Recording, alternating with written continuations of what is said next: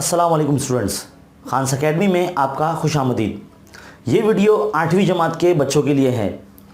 इस वीडियो में आप सीखेंगे यक मुतगय्यरी ख़ती मसावात के बारे में, जो आपके दरसी किताब के सफ़ा नंबर 75 से शुरू हो रहा है। इस वीडियो में आप इबारती सवालात के बारे में सीखेंगे कि दी गई हिदायत के मुताबिक आप किस तरह से मसावात तैयार कर सकते हैं। तो बराए करम इस वीडियो को शुरू से आखिर तक देखते रहिए। इस वीडियो में आगे बढ़ने से पहले मेरी आप तमाम स्टूडेंट से और टीचर से गुजारिश है कि अगर आप हमारे चैनल पर नए हैं तो हमारे चैनल को सब्सक्राइब कीजिए और बेल आइकन को क्लिक कीजिए, ताकि जब भी कोई वीडियो बने तो सबसे पहले आपको पता चले। तो चलिए शुरू करते हैं हमारा इबारती सवालात का सिलसिला। हमारे जो मश्क है, मश्क नंबर 12.2 जो पेज नंबर 79 पर है, इससे पहले हम आपको तमहीद बता देते हैं कि इबारती सवालात किस तरह से हल किए जाते हैं, मसावात कैसे बनाई जाती है।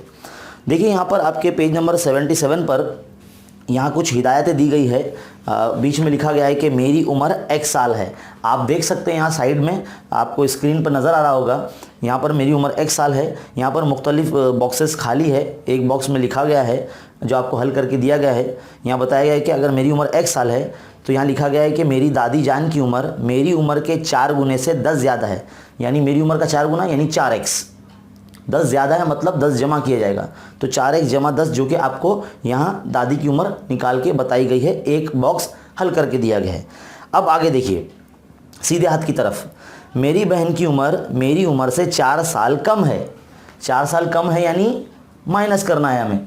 अगर मेरी उम्र x साल है ना, मेरी उम्र अगर x साल है तो मेरी बहन की उम्र x माइनस 4 साल हो जाएगी। मेरी बहन की उम्र है ना, तो x माइनस 4 आपको यहाँ लिखना होगा। अब उसके नीचे देखिए, मेरी वालिदा की उम्र मेरी उम्र का 3 गुना है। 3 गुना यानी 3 से ज़रब करना है हमारी उम्र को। तो हमारी उम्र x साल है तो हमारी उम्र को 3 से ज़रब कर देंगे तो 3x हो जाएगा। तो ये हो जाएगी माँ की उम्र। क्या हो जाएगी ये? यानी वालिदा की उम्र, वालिदा की उम्र। तो ये वालिदा की उम्र हो जाएगी। तो ये आपको उस बॉक्स में लिखना है, ये ऐसे आपको उस बॉक्स में लिखना है। अब उल्टे हाथ की तरफ देखिए, मेरे वालिद साहब की उम्र मेरी उम्र से 32 साल ज़्यादा है। मेरे वालिद साहब की उम्र मेरी उम्र से 32 साल ज़्यादा है। 32 साल ज़्यादा यानी हमारी उम्र में 32 साल जमा करना है, तब वालिद साहब की उम्र हो जाएगी। तो देखियो हमारी उम्र x साल है, उसमें 32 साल जमा करना है, तो ये जो इतने साल जो है ये वालिद की उम्र हो जाएगी, वालिद की उम्र। तो ये आपको उस बॉक्स में लिखना है ना, x जमा 32 साल, ये वालिद साहब की उम्र हो जाएगी। अब उसके नीचे देखिए, मेरे दोस्त की उम्र मेरी उम्र के निस्फ से 5 साल ज़्यादा है। अब आपकी उम्र तो x साल है तो आपकी उम्र का आधा, तो यानी x/2। आपकी उम्र x है तो आपकी उम्र का आधा यानी x/2। तो x आधे से निस्फ 5 साल ज़्यादा है तो आधे में 5 जमा कर देंगे, तो ये जो हो जाएगी ये आपके दोस्त की उम्र हो जाएगी। दोस्त की उम्र, दोस्त की उम्र। तो ये आपको उस डब्बे में ऐसे लिखना है, x/2 जमा 5। तो कुछ इस तरह से मसावातें बनाई जाती है। बहुत ही आसान है, बस आपको हिदायतें अच्छी तरीके से पढ़नी है और धीरे धीरे उस दी गई हिदायत के मुताबिक आपको मसावात में वो चीज़ें रखनी है। आप आसानी से मसावात बनाना सीख जाएंगे। अब पेज नंबर 77 के पीछे यानी पेज नंबर 78 पर यहाँ एक अमली काम दिया गया है जो आपको एग्ज़ाम में पूछा जा सकता है। अब इसे हम मिटा लेते हैं। यहाँ एक अमली काम दिया गया है कि चौड़ाई 3 गुना। देखो एक मुस्ततिल के बारे में बताया गया है। मुस्ततिल, ये है मुस्ततिल। आपको पता होना चाहिए मुस्ततिल क्या होता है। 4 ज़िले वाली शक्ल होती है जिसे ज़ोरबतुल अज़ला कहते हैं। ज़ोरबतुल अज़ला की एक किस्म है। देखिए ये जो हिस्सा होता है ये लंबाई होती है और ये जो हिस्सा होता है ये चौड़ाई होती है। ये आपको पता होना चाहिए, है ना। यहाँ पर दिया गया है कि मुस्ततिल का जो अहाता है वो 40 सम है। कितना है? 40 सम अहाता। अहाते का मतलब होता है चारों ज़िलों की जमा, जिसमें 2 लंबाई आती है और 2 चौड़ाई आती है। इसलिए मुस्ततिल का अहाते का जो ज़ाब्ता हो जाएगा वो हो जाएगा 2 लंबाई जमा 2 चौड़ाई। यहाँ पर 2 अगर मैं कॉमन निकाल लूँ तो 2 ब्रैकेट लंबाई जमा चौड़ाई, देखिए दोनों तरफ से मैंने 2 चुरा लिया है ना, बाहर ले लिया है। तो अब फॉर्मूला ये हो चुका है, लेकिन यहाँ हिदायत दी गई हमें चौड़ाई यहाँ पर x बताई गई है। देखिए चौड़ाई यहाँ पे x बताई गई है और लंबाई क्या कही गई है कि चौड़ाई का 3 गुना है। अगर चौड़ाई x है तो लंबाई कितनी हो जाएगी, 3x हो जाएगी। तो कहता है कि लंबाई और चौड़ाई की कीमत मालूम कीजिए। तो देखिए चौड़ाई x हो गई है और लंबाई जो है वो 3x हो गई है। तो हम यहाँ रखते हैं, मुस्तकिल का यहाँ था 40 सम दिया गया तो 40 रख देते हैं यहाँ पर। 2 ब्रैकेट लंबाई कितना है 3x जमा चौड़ाई कितनी है, सिर्फ x है ना, तो कितना हो जाएगा ये 3x और 1x 4x हो जाएगा। देखिए 4x और 2 के बीच में ना ज़रब है, तो ज़रब की चीज़ हमेशा तकसीम में आती है। अगर 4x को अगर आप यहाँ रखते हो और 2 को यहाँ तकसीम में ले तो 40 की, तो कितना हो जाएगा ये 2 1 2, 2 दूनी 4 और ये 0, यानी यहाँ पर 20 बराबर 4x आ जाएगा। यानी x यहाँ पर रखेंगे हम, 4 को फिर तकसीम में लेंगे क्योंकि 4 और x के बीच में ज़रब है, 4 तकसीम में आ जाएगा 20 के, तो 4 1 4, 4 5 20, यानी x बराबर 5 आ जाएगा। कितना आ जाएगा, x बराबर 5 आ जाएगा। यानी चौड़ाई जो है वो 5 सम की होगी और लंबाई जो हो जाएगी, यहाँ पर हल करते हैं, लंबाई जो हो जाएगी वो 3x है ना लंबाई, तो 3x 3 ज़रब x की कीमत 5 है, तो 3 5 15, तो 15 सम लंबाई ये आ जाएगी। तो कुछ इस तरह से आपको खाली चौकोनों में भरना है। यहाँ पर आपको 3x लिखना है, ये पहले डब्बे में आएगा, और यहाँ पर आपको 1 लिखना है तो ये आ जाएगा डब्बे में वहाँ पर, और ये 4 भी आपको वहाँ डब्बे में लिखना है। और यहाँ पर जो ये भी 4 भी आपको इस तरह से डब्बे में लिखना है, और x की जो वैल्यू आएगी 5 वो भी आपको इसे डब्बे में लिखना है वहाँ पर। और जब लंबाई आ जाएगी वो भी आपको ऐसे खाली चौकोनों में उस बॉक्स में लिखना है। तो ये था एक अमली काम आपके पेज नंबर 78 पर। अब उम्मीद करता हूँ कि आपको ये जो सवाल है बहुत अच्छे तरीके से समझ में आया होगा। इस वीडियो को रिपीट करते हुए आप बार बार देखें, आपको बहुत अच्छे तरीके से समझ में आएगा। अब बढ़ते हैं हमारा जो हल करदा मिसाल है पेज नंबर 78 पर, उसकी जानिब। देखिए स्टूडेंट, मिसाल नंबर 1 कुछ इस तरह से है कि जोसेफ का वज़न उसके छोटे भाई के वज़न का दुगना है। जोसेफ और उसके छोटे भाई के बीच में बात हो रही है। मिसाल नंबर 1 है, हल की जा रही है यहाँ पर। छोटे भाई का वज़न का दुगना है, तो यानी छोटे भाई का वज़न को हम x फ़र्ज़ कर लेते हैं। फ़र्ज़ किया कि छोटे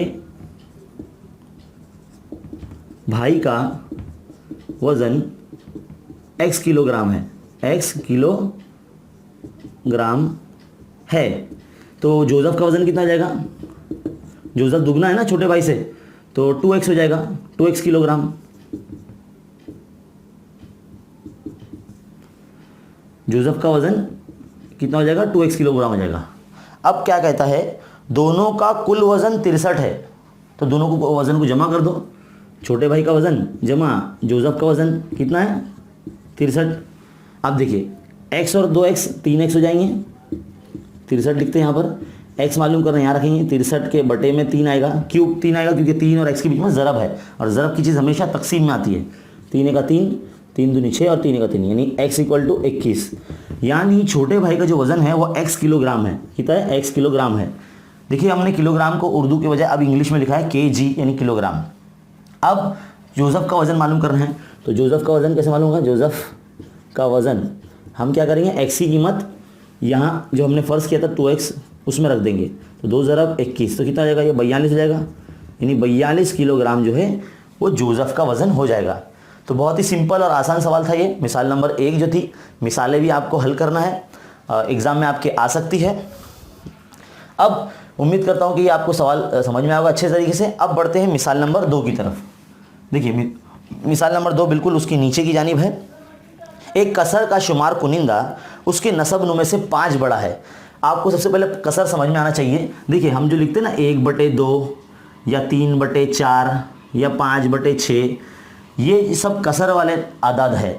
देखिए ये ऊपर के नंबर को शुमार कुनिंदे का नंबर कहते हैं और नीचे वाला जो नंबर होता है उसे नसब नुमा का नंबर कहते हैं। तो आपको ये बात पता होनी चाहिए। तो देखिए यहाँ पर कुछ हिदायत दी गई है, उसके मुताबिक हमें मसावत सबसे पहले बनानी है। एक कसर का शुमार कुनिंदा उसकी नसब नुमे से 5 बड़ा है, नसब नुमे से 5 बड़ा है। तो बड़ा कौन है? शुमार कुनिंदा बड़ा है, यानी छोटा कौन है? नसब नुमा है। तो हम फ़र्ज़ कर लेते हैं, फ़र्ज़ किया कि नसब नुमा x है और शुमार कुनिंदा x जमा 5 है, क्योंकि 5 ज़्यादा बोला ना उसने सवाल में कि 5 बड़ा है, 5 बड़ा है मतलब 5 ज़्यादा है नसब नुमा में। तो हम उसको कैसे लिखेंगे? x जमा 5 ये शुमार कुनिंदा है और x नसब नुमा, ये कसर है। देखिए कसर बन गई हमारी, x जमा 5 बटे x। अब क्या कहता है आगे, सवाल ध्यान से पढ़िए। शुमार कुनिंदा और नसब नुमा हर एक में अगर हम 4 जमा कर देंगे तो देखिए नई कसर बन जाने वाली है। अभी हमारी नई कसर क्या बन रही है? दोनों में 4 जमा करेंगे तो x जमा 5 जमा 4, देखो x जमा 5 तो ये था ही पहले से, उसमें 4 जमा कर दिए और नीचे भी 4 जमा कर दिए। तो क्या बन जाएगी? ये निस्बत 6 बटे 5 बन जाएगी। क्या बन जाएगी? 6 बटे 5 बन जाएगी। तो कहता है कि नसब नुमा और शुमार कुनिंदा क्या है वो कसर मालूम कीजिए। तो हम क्या करेंगे, ये जो नई कसर बनी है इसी को हम हल करेंगे। तो देखो कितना हो जाएगा, ये x जमा 5 और 4 9 हो जाएंगे बटे x जमा 4 इक्वल टू ये 6 बटे 5। अब क्या करेंगे, हम तिरछा ज़रब करेंगे, तिरछी ज़रब 5 जाएगा इनके ज़रब में और 6 के ज़रब में x जमा 4 चले जाएगा। तो देखो कुछ इस तरह से x जमा 9 इक्वल टू 6 इंटू x जमा 4, तो कितना होगा 5x जमा 5 9 45 इक्वल टू 6x जमा 6 चौक 24। अब x वाले एक तरफ लेकर आ जाइए या तो वहाँ लेके चले जाइए, 6x माइनस 5x यहाँ चले जाएगा। अब क्या होगा 45 के माइनस में 24, तो कितना बचेगा यहाँ पर 1x बचेगा। 45 में से 24 जाएंगे तो कितना बचेगा? 21 बचेगा, है ना। यानी जो नसब नुमा है वो 21 आ जाएगा। अब हम ये x की कीमत को यहाँ शुमार कुनिंदा में रखते हैं तो क्या हो जाएगा, x जमा 5 जो शुमार कुनिंदा है हमारा, शुमार कुनिंदा, तो x की जगह पे कितना रखेंगे 21, तो 21 और 5 कितना हो जाएंगे 26 हो जाएंगे। तो ये शुमार कुनिंदा आ गया। तो हमारी जो कसर बनेगी वो कुछ इस तरह से बनेगी 26 बटे 21, ये हमारा आंसर होगा। तो ये था मिसाल नंबर 2, बहुत ही आसान है। शुमार कुनिंदा नसब नुमा पहले आपको बताना है क्या है, कैसे है, फ़र्ज़ करना है और दी गई हिदायत के मुताबिक उसके अंदर आदात को प्लस करना है या ज़रब करना है, जो भी जैसा दिया जाएगा वैसा करना है। तिरछा ज़रब करना है क्योंकि कसर में दिया गया है, और फिर जो इसको सिंप्लीफाई करना है और आंसर लेकर आना है। तो बहुत ही आसान मिसाल है ये, मिसाल नंबर 2। अब हम बढ़ते हैं मिसाल नंबर 3 की जानिब। तो देखिए स्टूडेंट, मिसाल नंबर 3 जिस तरह से है पेज नंबर 79 पर कि रत्ना के पास रकम रफ़ीक के पास की रकम का 3 गुना से 200 रुपये ज़्यादा है। अब हम यहाँ पर इतनी सी लाइन पढ़ने के बाद पहले फ़र्ज़ करना शुरू कर देंगे ताकि ये आसानी से हल हो सके। धीरे धीरे सवाल पढ़ना है और दी गई हिदायत के मुताबिक उसको मसावत बनाना है आपको। तो रकम किसके पास ज़्यादा है? रत्ना के पास ज़्यादा है और रफ़ीक के पास रकम कम है, क्योंकि क्या कहा गया है, रत्ना के पास रकम रफ़ीक के पास की रकम का 3 गुने से 200 ज़्यादा है। तो फ़र्ज़ किया कि रफ़ीक के पास x रुपये है। मिसाल नंबर 3, फ़र्ज़ किया कि रफ़ीक के पास x रुपये है, ये देखो रुपीज़ की निशानी लगाया हमने, x रुपये है, और रत्ना के पास 3 गुने से, रफ़ीक के पास की जो रकम उसके 3 गुने से 200 रुपये ज़्यादा है। इतने रुपए रत्ना के पास है ना। अब सवाल की हिदायत हो गई। अब आगे पढ़ते हैं सवाल। अगर रत्ना के 300 रुपये, यानी रत्ना के पास से अगर 300 रुपये हम निकाल लें तो और उसको रफ़ीक को दे दिए जाए तो रफ़ीक के पास की रकम 7/4 गुना हो जाती है। रत्ना से 300 रुपये लिए, रफ़ीक को दे दिए, तो जो नसब जो कसर हो जाएगी वो 7/4 गुना रफ़ीक के पास रकम हो जाएगी रत्ना से। तो रफ़ीक के पास की इब्तिदा में कितनी रकम थी, यानी स्टार्टिंग में रकम कितनी है रफ़ीक के पास, और असल कीमत मालूम करने के लिए मुकम्मल करना है एक हमें ये एक्टिविटी, जिसे हम सरगर्मी कहेंगे। तो देखिए यहाँ पर हमें लिखा गया है कि रत्ना के पास रकम, रफ़ीक के पास की रकम के 3 गुने से 200 ज़्यादा है। फ़र्ज़ किया कि रफ़ीक, हमने लिख दिया, फ़र्ज़ किया कि रफ़ीक के पास x रुपये है, रत्ना के पास 3x जमा 200 रुपये है। अब जो है वो रत्ना के पास से 300 रुपये रफ़ीक को दिए गए हैं, तो लिहाजा रत्ना के पास कितने बचेंगे? रत्ना के पास बचेंगे 3x माइनस 100। रत्ना के पास रुपए बचेंगे, है ना, इतने बचेंगे, इतने रुपए बाकी रह जाएंगे। तो बाकी रह जाएंगे लिखेंगे आप यहाँ पर दूसरे बॉक्स में, ये बॉक्स में आएगा, ये भी बॉक्स में आएगा वहाँ पर, और ये भी बॉक्स में आएगा, तो ये आपको वहाँ लिखना है। लिहाजा रफ़ीक के पास अब 300 रुपये मिल गए उसको, तो रफ़ीक के पास रुपए कितने जाएंगे? x जमा 300 रुपये।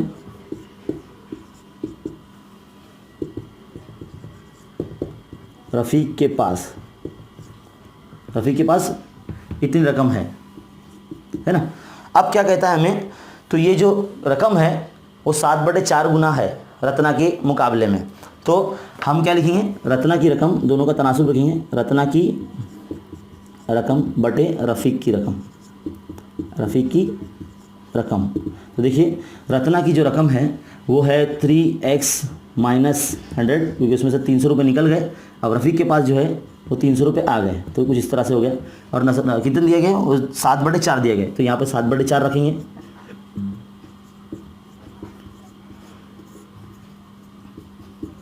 अब क्या करेंगे? जैसे पिछले सवाल में हल किए थे बिल्कुल वैसे ही 30 ज़रब करना है। 7 के ज़रब में जाएगा x जमा 300, और 4 ज़रब में जाएगा 3x माइनस 100 के। कितना हो जाएगा ये? 7x जमा 7 21, ये और डबल ज़ीरो है ना, 2 ज़ीरो लग जाएंगे, 7 21 लिखेंगे और डबल ज़ीरो लगा देंगे। 4 3 12x, नफ़ी 4 का 4 यानी 400। अब क्या करेंगे? x वाले एक तरफ ले जाएंगे और बिना x वाले एक तरफ लाएंगे, तो 2100 के जमा में 400 आ जाएगा, क्योंकि यहाँ नफ़ी में 400, यहाँ लेकर आ जाएंगे जमा में आ जाएगा। और 12x के माइनस में 7x को ले जाएंगे, तो कितना आएगा? 12x में से 7x गया तो 5x बचेगा, और ये कितना हो जाएगा? 2500 हो जाएगा। तो कितना हो जाएगा? ये x यहाँ रखेंगे हम बाजू में, और 2500 के बटे में 5 को ले जाएंगे, तो देखो 5 का 5, 5 5 25, और ये 0। तो यानी x किसको फ़र्ज़ किया था हमने? रफ़ीक को फ़र्ज़ किया था, तो रफ़ीक के पास 500 रुपये होंगे। तो ये आपको वहाँ लिखना है, इसलिए रफ़ीक के पास 500 रुपये है। ऐसे आपको बॉक्स में लिखना है इन सब चीज़ों को। ये बहुत सारी जो चीज़ें हमने हल की है, ये सब पूरा आपको बॉक्स में लिखना है वहाँ पर, है ना। ये सब आपको बॉक्स में लिखना है, जितने भी हमने बॉक्स बनाए ये सब एक्टिविटीज़ में आपको वहाँ लिखना है। यहाँ पर भी कुछ इस तरह से ये भी बॉक्स में आएगा आपके वो खाली चौकोनों में आएगा, है ना। तो इस तरह से ये एक्टिविटी है। सवाल नंबर 3 है, बहुत ही इंपॉर्टेंट है, आपको एग्ज़ाम में आ सकता है। उम्मीद करता हूँ कि आपको ये जो तरीका है बहुत अच्छे तरीके से समझ में आया होगा। अब बढ़ते हैं हम हमारी मश्क 12.2 की तरफ। तो देखिए स्टूडेंट, सवाल नंबर 1 कुछ इस तरह से है कि माँ की उम्र बेटे की उम्र से 25 साल ज़्यादा है। जाहिर सी बात है, बेटा छोटा है, माँ बड़ी होगी, है ना। तो अब इतना हिस्सा पढ़ने के बाद हम पहली फुर्सत में इसमें फ़र्ज़ कर लेंगे कौन सी चीज़ क्या है, किसकी उम्र कितनी है। तो फ़र्ज़ किया कि बेटे की उम्र, फ़र्ज़ किया कि बेटे की उम्र x साल है, और माँ जो है 25 साल बड़ी है, तो माँ की उम्र यानी वालिदा की उम्र वो x जमा 25 साल है। अब आगे बढ़ते हैं सवाल। 8 साल बाद यानी मुस्तकबिल में आने वाले 8 साल बाद बेटे की उम्र और माँ की उम्रों की निस्बत 4/9 हो जाएगी। तो बेटे की उम्र मालूम कीजिए। अब 8 साल बाद यानी दोनों में 8 साल हमें प्लस करना पड़ेंगे। जाहिर सी बात है 8 साल बाद बेटा भी बड़ा होगा और माँ भी बड़ी हो जाएगी। तो यानी बड़ी हो जाएगी मतलब उनकी उम्र ज़्यादा हो जाएगी। तो 8 साल बाद, इसलिए 8 साल बाद बेटे की उम्र x जमा 8 हो जाएगी, है ना। और 8 साल बाद वालिदा की उम्र x जमा 25 जमा 8 साल होगी। तो हमें इसको निस्बत में लिखना है। हमें किस में लिखना है? निस्बत में लिखना है। तो हम कैसे लिखेंगे?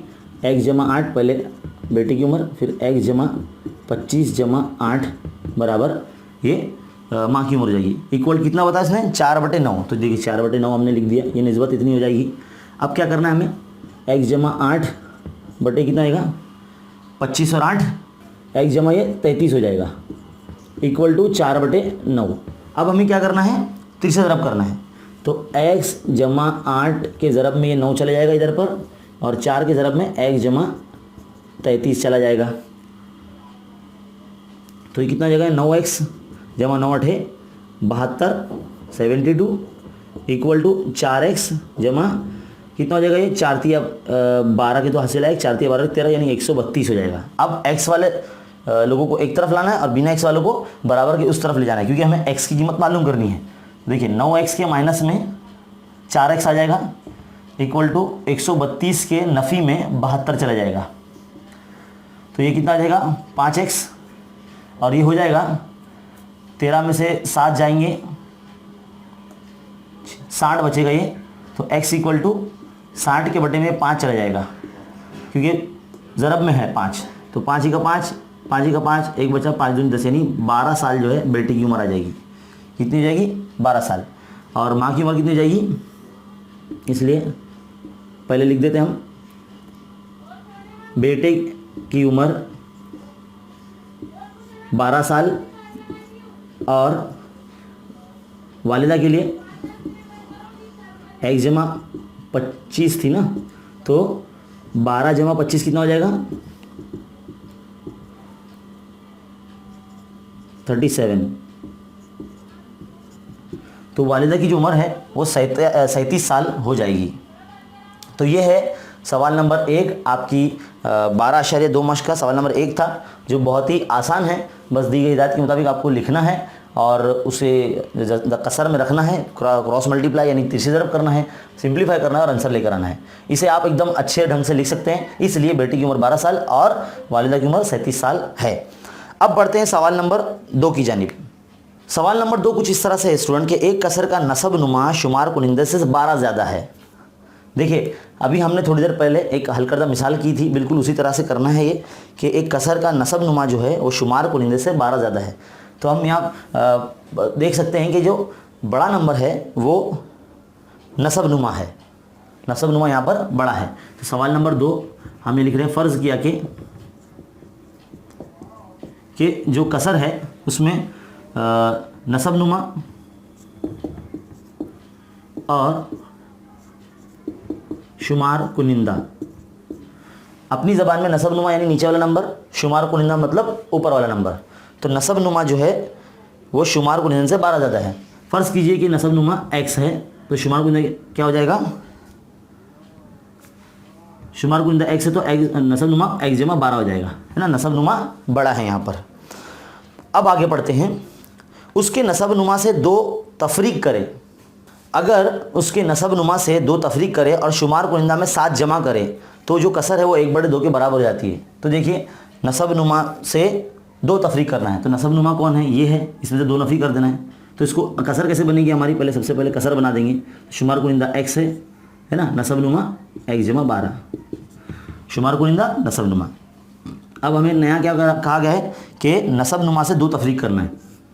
तो x जमा 12 नफ़ी 2 और शुमार कुनिंदा से 7 में 7 जमा करना है, तो x जमा 7 ये जमा कर दिए। तो क्या बन जाएगी कसर? वो 1/2 के बराबर रहेगी। देखिए 1/2 बन गया, मसावत है ना, बन गई ना। अब देखिए x जमा 7 बटे ये 12 में से 2 चले जाएंगे तो x जमा 10 बचेगा यहाँ पर, है ना। और ये 1/2 क्या करेंगे अब? सेम अब तक जो करते आए हम तिरछा ज़रब, तो x जमा 10 एक का x जमा 10 यानी इधर ज़रब में जाएगा 1 के, तो उतना ही रहेगा। अब 2 के 2 ज़रब में चले जाएंगे x जमा 7 के, करिए ज़रब x जमा 10 ऐसी का ऐसे ही रहेगा फ़िलहाल। तो 2 से ज़रब करेंगे 2x जमा 2 7 14, है ना। अब क्या करेंगे? 2x के माइनस में हम x को लाएंगे यानी x वहाँ चले जाएगा। अब 10 माइनस में 14 आ जाएगा इधर पे, तो कितना बचेगा? -4 बचेगा और यहाँ पर x बचेगा। तो x की कीमत जो है वो माइनस में आएगी, तो x बराबर कितना है? -4 आ जाएगा। तो देखिए स्टूडेंट अब हमने यहाँ हल किया है तो x की कीमत -4 आई है। हमने पीछे आंसर देखा है, यहाँ पर आंसर जो है वो 23/25 25 आता है, यानी हमारी x की कीमत जो शुमार कुनिंदा है वो 23 आना चाहिए। ये हमारा रॉन्ग निकल रहा है, मतलब सवाल गलत है। तो सवाल में आपको एक थोड़ा सा चेंजेस ये लाना है कि जो नसबनुमा में 2 तफरीक करने को कहा है उसमें हम 7 जमा करने वाले हैं, और शुमार कुनिंदा में जो 7 जमा करने के लिए कहा गया है हम शुमार कुनिंदा में से 2 तफरीक करेंगे, यानी उल्टा लिखा हुआ है ये, तब जाके हमारा जो सही आंसर आएगा। तो हमें ये सवाल चेंज करना है, नसबनुमा में 7 जमा करना है। तो हमारा जो देखिए ये इतना हिस्सा यहाँ तक सही है, बिल्कुल यहाँ तक सही है, बस इसके बाद से ये पूरा रॉन्ग हो जाएगा। क्यों रॉन्ग हो जाएगा? बिकॉज ऑफ दी ये जो सवाल है ये रॉन्ग दिया गया है हमें। तो हम क्या करेंगे, इतना हिस्सा अब मिटाने वाले हैं। ये हिस्सा रॉन्ग हो चुका है क्योंकि सवाल गलत है। अब हमें सही तरीके से फिर से हल करना है, क्योंकि सवाल में थोड़ा सा चेंजेस करना है आपको। वो ये कि जो हिस्से में हमको 7 जमा करने को कहा गया है उस हिस्से में हमें 2 नफ़ी करना है, और जिसमें 2 नफ़ी करने को कहा गया है उसमें 7 जमा करना है। तो हमें नसबनुमा में 2 तफरीक करने को कहा गया था ना, तो हम शुमार कुनिंदे में 2 नफ़ी करेंगे और नसबनुमा में 7 जमा करेंगे। तो नई कसर ये बन जाएगी 1/2 के बराबर। अब हल करेंगे हम, देखिए x - 2 बटे 1 जाएगा, x जमा 19 हो जाएगा। कितना हो जाएगा? 19। थोड़ा सा दूर लिखते हैं इसको, x जमा 19, 1/2 तिरछे तरफ करेंगे अभी, तो x जमा 19 यहाँ चला जाएगा 1 की तरफ में और 2 की तरफ में, x - 2। तो x जमा 19 बराबर 2x नफ़ी 2 दूनी 4। तो देखिए x वाले रुकन को एक तरफ लाइए तो 2x के माइनस में x चला जाएगा और 19 के जमा में 4 आ जाएगा। तो 19 और 4 23 हो जाएंगे, तो x बराबर 23 आ जाएगा। 2x में से x जाएगा तो x बचेगा और 19 और 4 23 आ जाएगा। देखिए अब आया ना हमारा सही नंबर, यानी जो हमारी कसर है तो ये तो शुमार कुनिंदा था। क्या था? शुमार कुनिंदा था। अब नसबनुमा मालूम करेंगे हम। तो नसबनुमा क्या है हमारा? x जमा 12 था ना, तो 23 जमा 12 कितना हो जाएगा? ये 35। नसबनुमा क्या हो जाएगा? 35। तो यानी जो कसर है हमारी वो कसर हो जाएगी 23/35। अब आया हमारा सही आंसर। बस सवाल में थोड़ा सा चेंज करना था आपको, क्योंकि सवाल में थोड़ी सी प्रिंटिंग मिस्टेक है, आपको बस वो सही कर लेना है। तो उम्मीद करता हूँ कि अब सवाल नंबर 2 आपको समझ में आया होगा। बढ़ते हैं सवाल नंबर 3 की तरफ। तो देखिए स्टूडेंट, सवाल नंबर 3, पीतल में तांबा और जस्त का तनासुब 13:7 है। पीतल का एक बर्तन है समझ लीजिए, और उसमें तांबा और जस्त का तनासुब डाला गया है 13:7 का, यानी इनको मिक्स किया गया है। मान लीजिए जस्त जो है वो 13 है और जो तांबा जो है वो 7 है। तांबा जो है वो 13 है और जस्त जो है वो 7 है ना। तो 700 ग्राम का जो पीतल का बर्तन है उसमें जस्त का जो कितना तनासुब होगा। तो कुछ देर के लिए हम फ़र्ज़ कर लेते हैं। फ़र्ज़ किया कि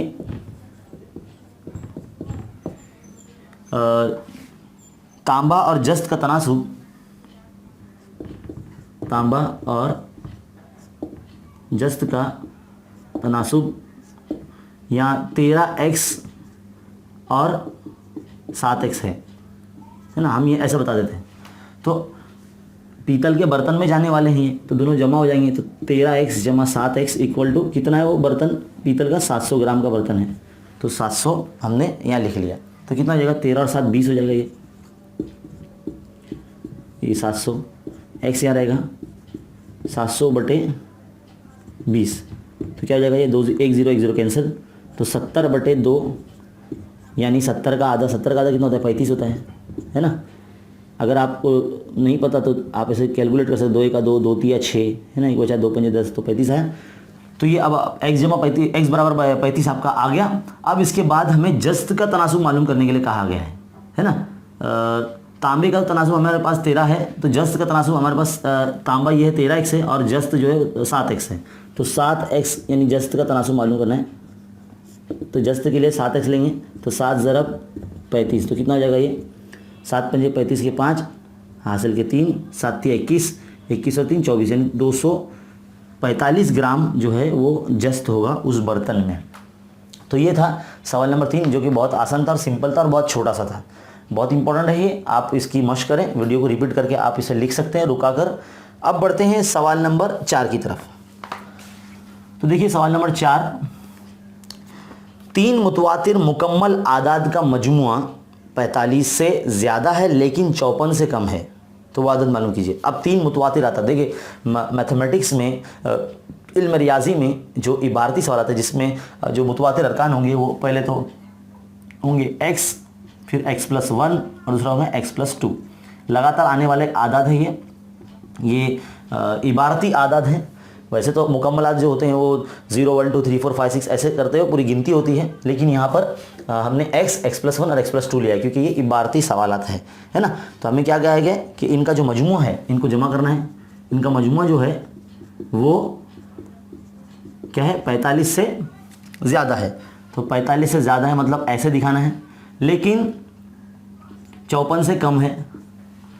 तो हम क्या करेंगे, 45 को ऐसे रखते हैं, x x x कितने हो गए, 3x हो गए, जमा 2 और 1 3 हो जाएंगे। अब हम क्या करेंगे, यहाँ पर हमें x की कीमत मालूम करना है, तो इसके लिए हमें यहाँ पर 3 माइनस करना पड़ेगा 3 तफरीक करने पर। तो 3 तफरीक करेंगे तो देखो 45 - 3 आपको लिखना होगा, 3 तफरीक करने पर जमा 3 - 3 है ना। ये तो इतना हिस्सा वैसे का वैसे ही है, इसमें हम 3 माइनस कर रहे हैं तो 3 लिखेंगे यहाँ पर, फिर 54 - 3 है ना। तो कितना हो जाएगा, ये हो जाएगा 42। ये 3 3 कैंसिल हो जाएगा तो यहाँ पे 3x बचेगा सिर्फ, है ना।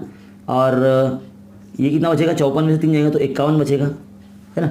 अब हम यहाँ 3 से तकसीम करने वाले क्योंकि हमें x की कीमत मालूम करना है। तो 3 से तकसीम करेंगे तो कितना हो जाएगा, 42/3 3x/3 51 है ना बटे 3 कितना हो जाएगा, ये 3 3 कैंसिल हो जाएगा, ये 3 का 3 3 का 3 है ना, और एक बचेगा तो 12 बनेंगे, तो 3 चौक 12 यानी 14x 3 का 3 फिर 3 का 3 2 बचेंगे, 3 7 21 यानी 17 आ जाएगा। तो यानी x की कीमत जो है वो 14 से लेके 17 यानी 15 16 हो सकती है या फिर, है ना। तो ये 2 कीमतें हमारी हो सकती है। ये है सवाल नंबर 4, बहुत ही आसान है, सिंपल है, बहुत इजी है, बिल्कुल भी कुछ मुश्किल नहीं है इसके अंदर। आप बस ये आपको आदाद फ़र्ज़ करने आना चाहिए। मुकम्मल आदाद कहा गया है और 3 मुतवातिर आदाद है। मुतवातिर का मतलब होता है लाइन से आने वाले आदाद। तो मुकम्मल आदाद यानी 0 से शुरू करना है, यानी x से शुरू करना है हमें यहाँ पर। तो देखिए कुछ इस तरह से इसको प्लस करना है दी गई हिदायत के मुताबिक, और 45 से छोटा है और 54 से 45 से बड़ा है और 54 से छोटा है, ऐसे आपको लिखना है। और ऐसे यहाँ पर -3 करना है, फिर यहाँ 3 से तकसीम करना है ताकि x की कीमत आ सके। तो x की कीमत जो होगी वो 14 और 17 के दरमियान में होगी, यानी वो 15 और 16 हो सकती है। तो ये था सवाल नंबर 4। अब बढ़ते हैं सवाल नंबर 5 की तरफ। तो सवाल नंबर 5 देखिए स्टूडेंट, 2 हिंदसी अदद के दहाई का हिंदसा इकाई के हिंदसे का दुगना है। तो ये जो इबारती सवालात है इसके अंदर इकाई का हिंदसा और दहाई का हिंदसा हमें फ़र्ज़ करना है। तो अब तक तो हम x ही फ़र्ज़ करते आ रहे हैं, बिल्कुल वैसे ही करना है। फ़र्ज़ किया कि इकाई का हिंदसा जो है वो x है, दहाई का हिंदसा 2x है ना। तो हमें क्या कहा गया कि हिंदसों का अगर मकाम आपस में तब्दील कर देंगे यानी चेंज कर देंगे, यानी इकाई का ये बना लेंगे, दहाई का ये बना लेंगे, और तो जो हासिल होने वाला जो अदद है वो असल अदद से का मजमुआ 66 हो जाएगा। तो वो असल अदद मालूम कीजिए। अब देखिए असल अदद अब हम आपको बताते हैं। असल अदद क्या होता है, इकाई का हिंदसा जमा दहाई का हिंदसा। दहाई का हिंदसा यानी इसको 10 से ज़रब करना है क्योंकि 10वें मकाम पर आएगा दहाई का हिंदसा है, इसके लिए इसको 10 से ज़रब करना है। तो हमारा जो असल अदद हो जाएगा x जमा ये 20x हो जाएगा, यानी 21x हो जाएगा। ये असल अदद हमारा। अगर हम इसका मकाम तब्दील करते हैं यानी इकाई का हिंदसा ये बना लेते हैं, हिंदसों का मकाम तब्दील करने पर, हिंदसों का मकाम तब्दील करने पर तो तब्दील करेंगे तो देखो यहाँ पर इकाई का हिंदसा हमने x लेते ना, अब इकाई का हिंदसा हम 2x लेंगे, 2x जमा x।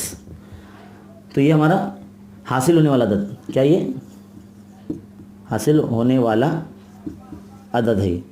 तो क्या ये इसमें भी जो इकाई का हिंदसा 2x हो जाएगा, लेकिन दहाई का हिंदसा यहाँ 10 से ज़रब करेंगे हम यहाँ पर, है ना। दहाई के हिंदसे को 10 से ज़रब करते हैं तो कितना हो जाएगा 2x + 10x कितना हो जाएगा, ये 12x हो जाएगा, है ना।